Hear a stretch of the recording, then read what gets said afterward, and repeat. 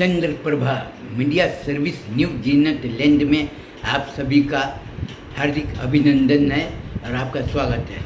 मैं मुस्लिम समाज को Chandra Prabha media service news Netherland में उनका तहे दिल से इस्तकबाल करता हूं और शुक्रिया अदा करता हूं कि आप हमारी बात को ध्यान से सुनते हैं और समझते हैं और सुनने के बाद आप लोग आपस में राय मशवरा करते हैं और उसके बाद हमको बहुत से लोग सलाह देते हैं, सुझाव देते हैं और साथ ही साथ हमारी आलोचना भी होती है, क्योंकि आलोचना होना बहुत ज़रूरी है।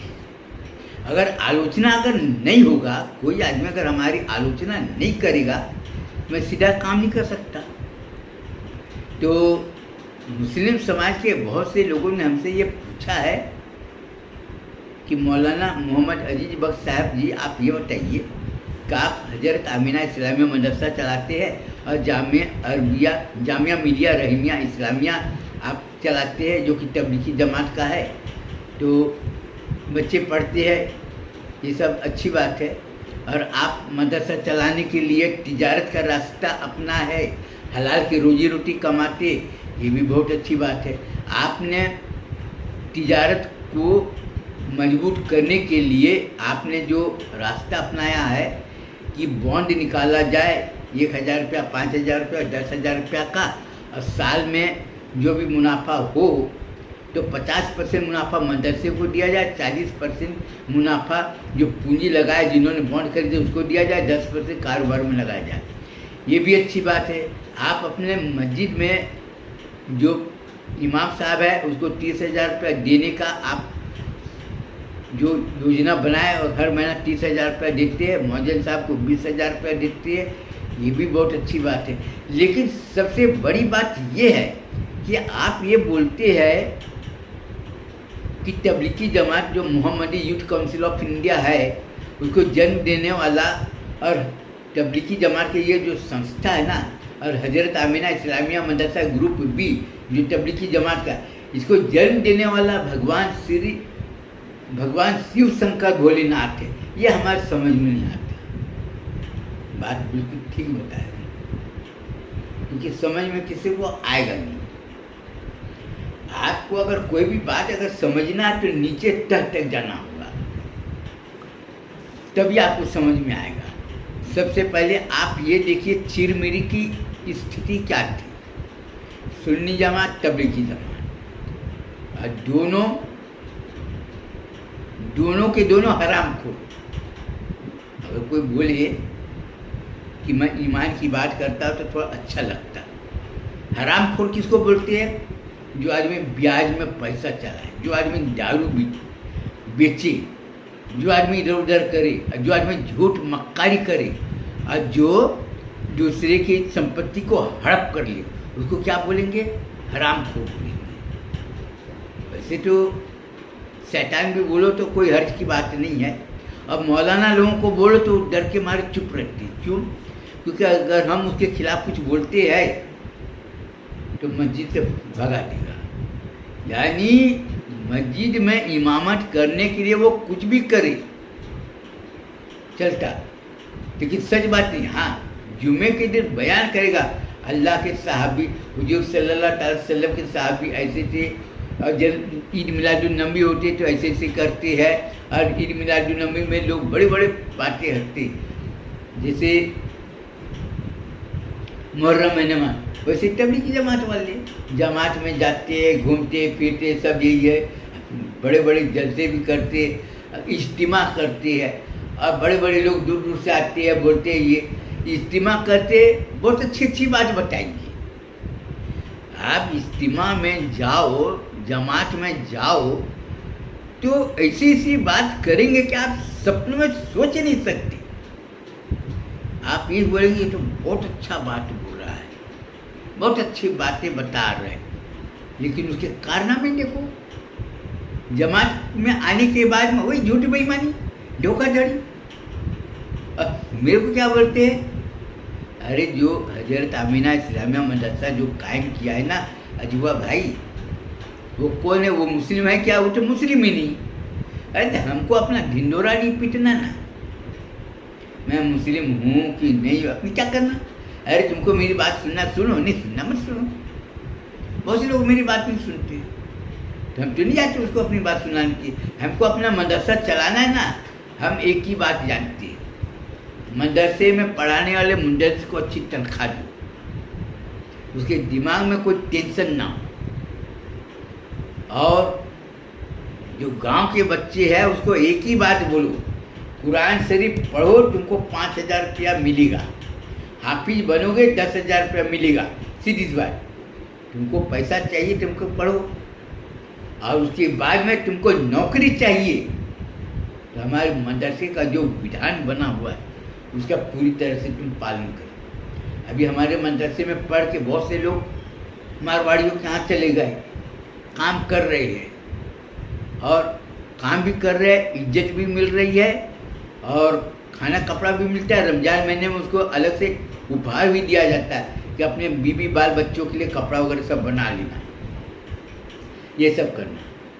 तो जमात में जाने से बहुत से लोग अच्छे जो काम, हम तो बताना, हमको अभी थोड़ा सा परमिशन ये मिला है कि आप थोड़ी सी जानकारी दे सकते हो कि जमात की बरकत क्या होती है, इसलिए हम आज जमात की बरकत के बारे में थोड़ी सी जानकारी दे रहे हैं। कि जैसे गांव में लोग आए और जमात में इधर उधर घूमे, फिर बड़े बड़े, फिर और भी इधर उधर गांव से जब बाहर निकले तो उन्होंने बड़े बड़े जब शहर जब घूमे जमात वालों के साथ में, तो लोगों से जान पहचान हुई और आना जाना हुआ। और जब जमात वालों में जो दुकान, जैसे किराने की दुकान वाली है, कपड़े दुकान वाली है, जूते दुकान वाली है, कुछ टेलर है, कुछ मोटर गैरेज वाली है, तो लोग क्या किए कि गांव वाले को जमात में आने जाने से, जान पहचान होने से, वो अपने यहाँ कारोबार करने के लिए नौकर रख लिया, तुम काम करो। और काम सीखने के बाद में सबको अलग से लाइन बना दी कि तुम ये काम करो। अब लोगों ने, जो जमात की जो विरोधी पक्ष है, वो आरोप क्या लगा है कि इसको विदेश से पैसा आता है, उनका ये कहना। और हमको आलोचना करने वालों का काम में रुकावट नहीं डालना। आलोचना अगर वो नहीं करता ना, तो तुम अच्छे काम नहीं करते। लोग अपनी आँख से देख रहे, और जो सच्ची बात को सुनकर और जो उसके ऊपर में अमल करता है, जो उसको क्या बोलते हैं, प्रेरणा, नसीहत जिसको बोलते हैं, कि ये नसीहत उसको मिली, अच्छी नसीहत मिली। उन्होंने जैसे कपड़े की दुकान में काम करते थे, काम करते करते 4-5 साल का अनुभव हुआ, उन्होंने सेठ जी को बोला कि सेठ जी मेरी जगह पर दूसरे ले लीजिए, मैं अपना ये काम करना चाहता हूँ। ठीक है, जाओ करो। बल्कि उन्होंने उल्टा कपड़े भी दे दिए कि माल बेचो, पैसा मेरे को बाद में देना। उन्होंने वैसे ही किया, बाजार में अपना बिजनेस चालू कर दिए। किराने दुकान वाले भी वैसे ही बोले, जाओ हल्दी मसाला ये वो दुनिया भर का है, अपना बेचना, अब पैसा मेरे को दे देना, जाओ तुम करो हमको। तो इस तरह से जमात वालों ने अपनी यूनिटी बनाई। जूते दुकान वाले बोले मेरे यहाँ जूता ले जाओ, बेचो, पैसा बाद में देना, चलो बिना पूंजी करना। तो सब लोग अपना अपना मेहनत किए। 4-5 साल के बाद में लोगों ने मोबाइल खरीदे, मोटरसाइकिल खरीदे। उसके बाद धीरे धीरे जब माल मिला, सेठ को बोले कि सेठ जी ऐसी बात है, थोड़ा घर वगैरह, कोई बात नहीं, चलो 1.5-2 लाख रुपये उधारी से माल, चलो। तो उन्होंने माल बेचे, अपना घर बनाया। अब लोगों दिखने वाले को तो जो विरोधी है वो तो यही बोलेगा ना कि इसके पैसा पाया कहाँ से। अरे पैसा पाया कहाँ से ये सोचना अच्छी बात है, लेकिन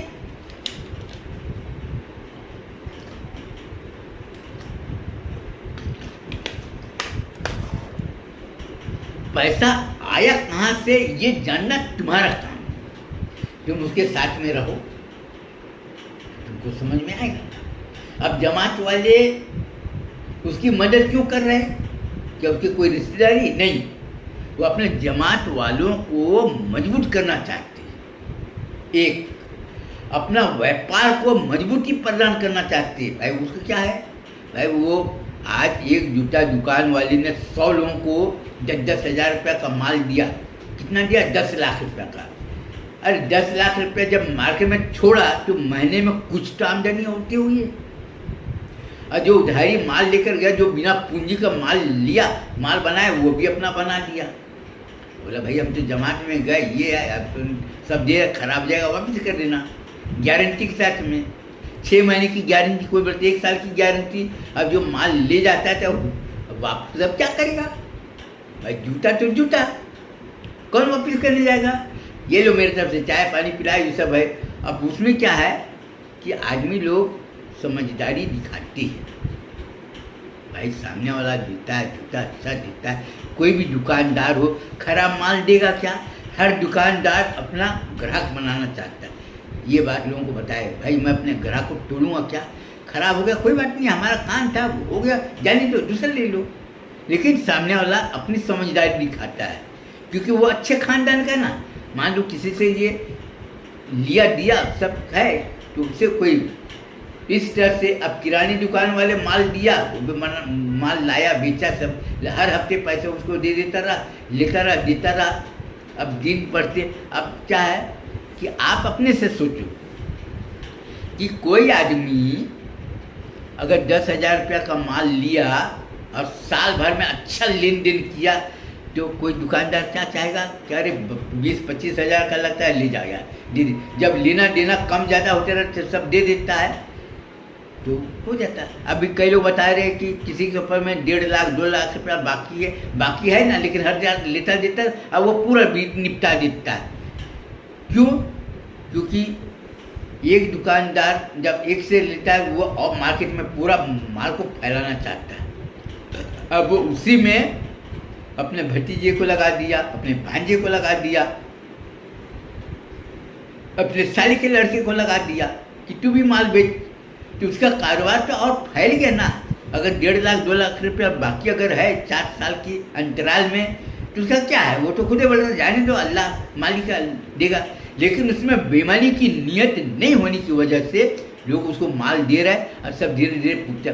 अब बहुत से लोग क्या करते हैं, चिकन वाली है तो खैर चिकन वाले से तो हमको कोई इंटरेस्ट नहीं है, वो चिकन चाहे जितना भी बेचे, कम में बेचे चाहे ज़्यादा बेचे, हमको कोई लेना देना। अंडा चाहे तुम जैसा मर्जी वैसा बेचो, हमको उससे कोई लेना। मछली तुम चाहे जो भी बेचो, क्योंकि ये 3 व्यापार से हमको कोई लेना देना नहीं। इसलिए तुम अच्छा करो चाहे बुरा करो, और अच्छा भी करोगे तो मेरे को फ़ायदा नहीं, अब बुरा करोगे तो हमको कोई नुकसान नहीं।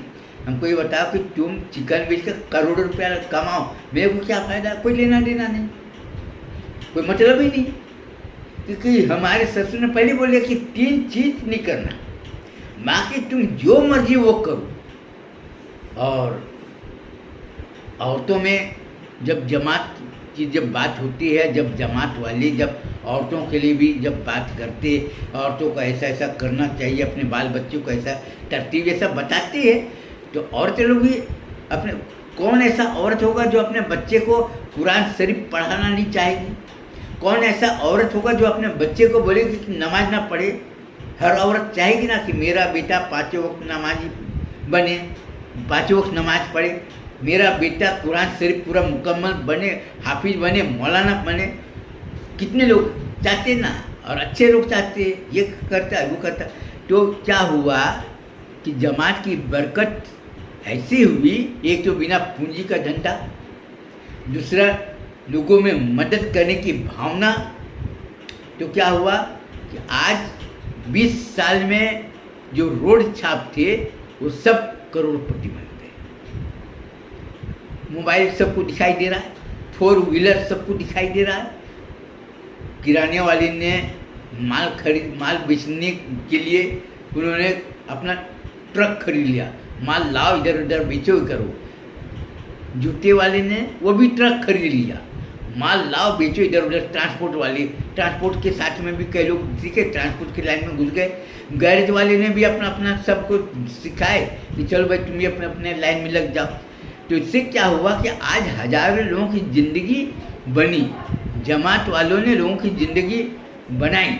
लेकिन बहुत से जमात में जाने के बाद में बहुत से लोगों का पैसा उधारी ले लिए और हड़प कर लिए। इससे क्या हुआ, जमात वाले बदनाम, जबकि जमात का काम लोगों को डुबाने का नहीं है, उबारने का है।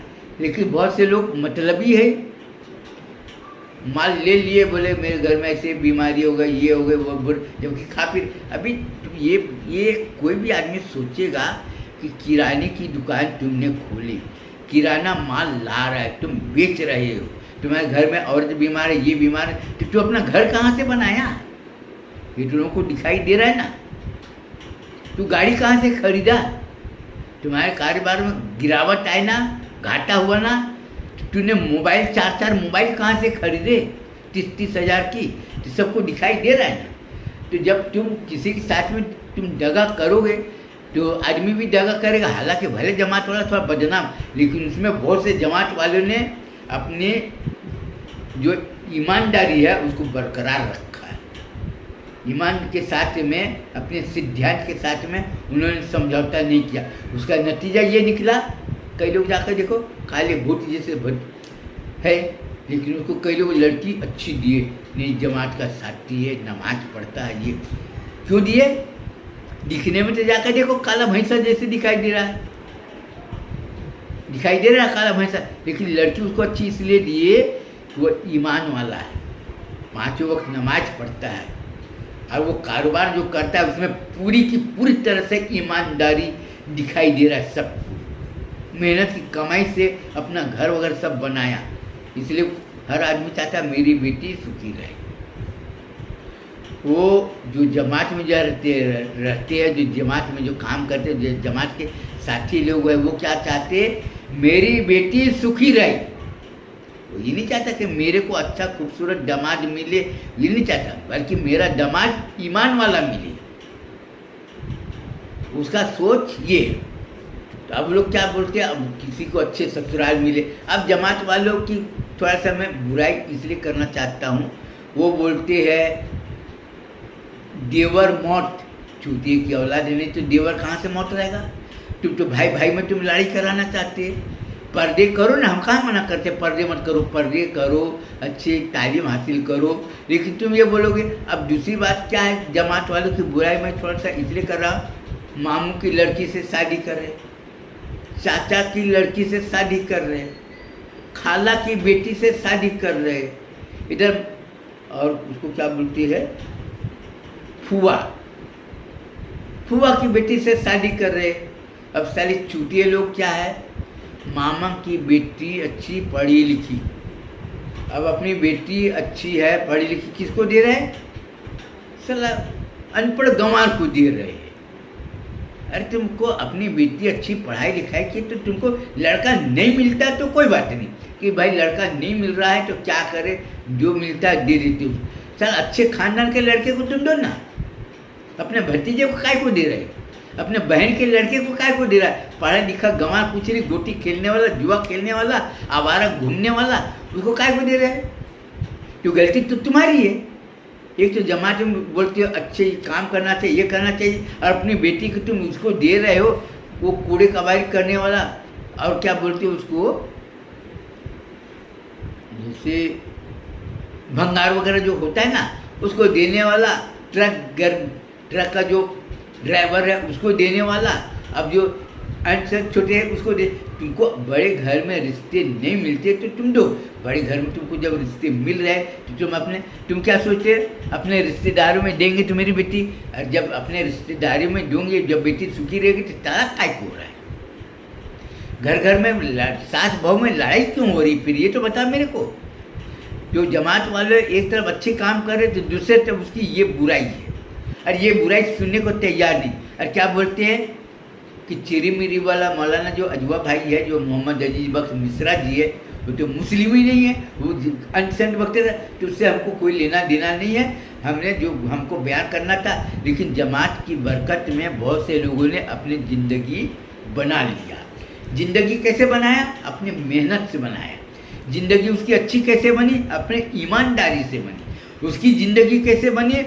नमाज पढ़ते, नमाज वो क्या पढ़ रहा है नहीं पढ़ा है ये लोग नहीं देखे, लेकिन नमाज पढ़ता है, उसके बाद में जो काम करता है तो लोगों के दिल और दिमाग में क्या बैठता है, यार झूठ तो बोला नहीं, ये तो नमाजी आदमी है यार, झूठ बेईमानी नहीं करेगा। जानते वाला, हाँ मैं जानता हूँ यार, तो जमात वाला है, चूतिया आदमी जरूर है, लेकिन वो बेईमानी नहीं करता, किसी को धोखा नहीं देता, चूतिया जरूर है। पढ़ना लिखना, अब धीरे धीरे पढ़ना लिखना तो जान गए, साथ में रहते रहते लेन देन भी अच्छा हुआ, ये सब तो उन्होंने जो भी काम किए तो अपने मेहनत से किए। और जमात वालों का जो हमने बना है चंद्रप्रभा न्यू जीनत लैंड गारमेंट इंडस्ट्रीज, इसमें अपने कौम के लोग सिलाई सीखे। सिलाई सीखने के बाद में हम अहमदाबाद, सूरत से, नागपुर से कपड़ा लाएंगे, अपना सिलाई करेंगे, मार्केट में देंगे, बेचेंगे, माल आएगा, ये होगा तो उससे रोजी रोटी बनेगी और लोगों के जीवन में सुधार होगा और इसमें आमदनी का जरिया काफ़ी मजबूत होगा। हमारा क्या सोच है, मदरसा चलाना, मोहम्मदी इंडस्ट्रियल डेवलपमेंट कॉरपोरेशन, जिसको हिंदी में बोलते हैं मोहम्मदी औद्योगिक विकास निगम के जरिए कुछ इंडस्ट्रीज लगाना और साथ ही साथ अपना मीडिया भी बनाना।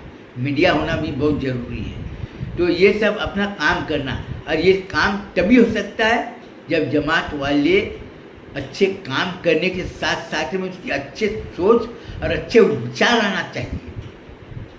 आज लोग क्या बोलते हैं, तुम कौन से जमात के? अरे तुम जमात में जब तुम जाते हो, अच्छी तालीम देते हो, तुम्हारा विरोधी चाहे कुछ भी हो, तुम्हारे पास में कोई भी आदमी आया तो हम उसके साथ में अच्छा सलूक करेंगे तो हमारा अच्छे काम का प्रभाव उसके दिल और दिमाग में आएगा, तो वो हमारे ऊपर में विश्वास करेगा। हमको लोगों के ऊपर में विश्वास बनाना है, हमको लोगों के दिल और दिमाग में अपना एक पहचान बनाना है। और पहचान बनाने के लिए क्या करना पड़ेगा, जिसको हिंदी से बोलते त्याग, बलिदान। बहुत जगह अपना अच्छा बनाते, अपना पैसा डूब भी जाता है, बहुत से लोग ले लेते हैं। छोड़ो यार, जमात वाले का पैसा है, अगर 2-4 हज़ार रुपये 10,000 रुपये नहीं दिए तो क्या हुआ, जमात वाला ना ईमान वाला है, क्या छोड़ होता, वो उसके दिल में ऐसा हुआ। लेकिन वही आदमी फिर 6 महीने के बाद में आया, हुआ जमात वाला जरूर है यार, मैं उससे पैसा लिया 10,000 रुपया, कुछ नहीं बोला यार, फिर गया जा रुकना दुना यार, ऐसे ऐसे फंस गया, अब मैं तौबा करता, खुदा गवाह अब नहीं करूँगा, मैं तौबा करता, मैं फिर उसकी मदद करता है, तो वो दूसरे बार में, तीसरे, चौथे बार में वो आ जाता है। 1 बार 2 बार 3 बार धोखा देता है, लेकिन वो उसके दिल और दिमाग में ये बढ़ जाता है, जमात वाले का हमने इतना बार किए यार, बेचारा कुछ नहीं बोला यार, 40-50 हज़ार रुपये का हमने उसको चूना लगा दिए, लेकिन कुछ नहीं बोला यार। नहीं, अब जितना नुकसान उसका हुआ था 3 साल में उसका 3 गुना वापिस उसको रिफंड मिला बिना मांगे। क्यों? क्योंकि यार जब इतना दे देता है, कभी वक्त ज़रूरत है, वक्त बराबर नहीं रहेगा, अपने बेटी की शादी करना, अपना बेटा की शादी करना, जब लेन देन में शुरू से अच्छा रखूँगा तो बुरे वक्त में हमारा काम है। जितना 50,000 रुपये, हाँ ले भैया तू अपना पैसा ले, मेरे को ये सब नहीं करना, अल्लाह ताला मेरे को रोजी रोटी देने वाला, मैं अच्छा हूँ, हमारा हर जगह सम, तो उससे वो और अपना ईमान को मजबूती बनाया। जमात वाले में ताकत कहाँ से आई, पहले धोखा खाया, खामोश, वो उसकी लोगों ने आलोचना की फिर भी खामोश, उसके काम में कई लोगों ने अड़ंगे डाले फिर भी खामोश, कुछ नहीं बोला, ठीक है भाई जाओ, तुमको जैसा समझ में आता है। अब बाद में 2 महीना 4 महीना 6 महीना साल भर के बाद में जब उसके दिल में पछतावा आना चालू हुआ कि यार जमात का साथी था यार, मेरे को साथ दिया था लेकिन हमने अच्छा नहीं किया उसके साथ, अब उसको याद आना चालू हुआ, चाहे कुछ भी हो। आज 1 लाख रुपया पैसा लेने जाओ बैंक वालों से तो इतना ब्याज दो, इतना ये करो, सिफारिश करो, और हर महीना, अब वो तो बिना ब्याज का पैसा दिया था यार, जब भी मांगता रहा 10-20 हज़ार रुपया दे देता रहा। सर हमको वैसा नहीं करना चाहिए, ये सब नहीं करना चाहिए। वो जाकर रोना गिरा, वो माफ़ कर दिया। आज देखो जगह जगह जमात वाले चारों तरफ, लेकिन जमात वाले एक चीज़ को भूल रहे हैं कि कोई आदमी अगर अनजान आदमी हो या पढ़ा लिखा ना हो या जो अनाड़ी आदमी हो, अगर वो गुनाह किया, उन्होंने 10 बार गुनाह किया, 10 बार तुमने माफ़ कर दिया, वो चलेगा। लेकिन जो आदमी पढ़ा लिखा और समझदार आदमी हो और वो अगर गुनाह किया तो 1 बार हो, 2 बार हो, 3 बार माफ़ कर सकते, लेकिन चौथी बार से अपना हाथ खींच लो। क्योंकि तुम अगर नाक को सांप को अगर तुम दूध पिलाओगे तो वो फिर डर से, क्योंकि वो पढ़ा लिखा आदमी अनपढ़ आदमी तो चलेगा ना, गांव वाला है, पढ़ा लिखा नहीं, कभी पैसा दिखा नहीं, कभी ये सब दिखा नहीं, वो सब में लालच आ गया, ये आ गया, वो कर लिया तो चलेगा ना। लेकिन एक शहर में रहने वाला, शहर में रहने वाला हर चीज़ को अपने आँख से देखा, उसके बाद भी अगर वो किया तो हम उसको क्या बोलेंगे? शैतान। इंसान नहीं बोलेंगे। इंसान किसको बोलेंगे? जो गांव वाले हैं, जो बेचारे कभी बाहर निकले नहीं, देखे नहीं, कभी पैसे नहीं देखे, ये नहीं देखे, अच्छे संगत नहीं मिले, इसलिए धोखा खा गया। तो अपना तबलीगी जमात का मूल उद्देश्य क्या है? अपना तबलीगी जमात का मूल उद्देश्य और उसका सिद्धांत क्या है? लोगों को जानकारी देना, इल्म के जरिए जानकारी देना और अच्छे संगत में उसको रखना और अच्छे संगत में रख कर उसको साथ में अच्छा सुलूक करना। तो वो जैसे बोलते ना कि हम जैसा बीज बोएंगे वैसा फल मिलेगा, वैसा नतीजा निकलेगा। और दूसरी बात ये है कि मदरसे के चंदे वाले आते हैं, चूटिया वाले आते हैं, ठीक है जाने दो, लेकिन तस्दीक नामा का जो बुखार है ना उसको दिल और दिमाग से निकाल दो, क्योंकि ये किसी कीमत पर स्वीकार नहीं। तुम मस्जिद को तुम सपोर्ट करते करो, मदरसे को सपोर्ट करते करो, मदरसे वाले को तुम चंदा देते दो, हमको लेना देना नहीं। मस्जिद बना रहे चंदा दे रहे हो, हमको उससे कोई लेना देना नहीं, ये सब नहीं। लेकिन जहाँ पर झूठ और बेईमानी है वहाँ से तुमको दूर हटना पड़ेगा, नहीं तो तुम्हारी बर्बादी तय है। इसके बाद मैं अपना बयान को ख़त्म करना चाहता हूँ और दूसरी बार मैं करूँगा ये जमात की बरकत का थोड़ा सा जानकारी, क्योंकि हमारे ससुर ने अनुमति नहीं दिया है, ये जमात की बरकत कर दिया। अब जमात के बरकत के साथ में अब अगली बार में मैं दूंगा सहयोग की भावना से समाज का विकास क्या होता है, इसके बारे में दूंगा। तो अब अगले दिन के लिए मेरे को इजाज़त दीजिए। अस्सलाम वालेकुम। मैं चाहता हूँ आप सभी लोग अच्छे रहे और आप लोगों के लिए मैं दुआ करता हूँ कि सभी लोग अच्छे रहे, सभी लोग ईमान के ऊपर चले, हक और इंसाफ के ऊपर चले और हमेशा हक बात बोले और दुश्मनों से हमेशा दूर रहे। अल्लाह ताला हम सबको हर मुसीबत बलाओं से महफूज रखे। आमीन।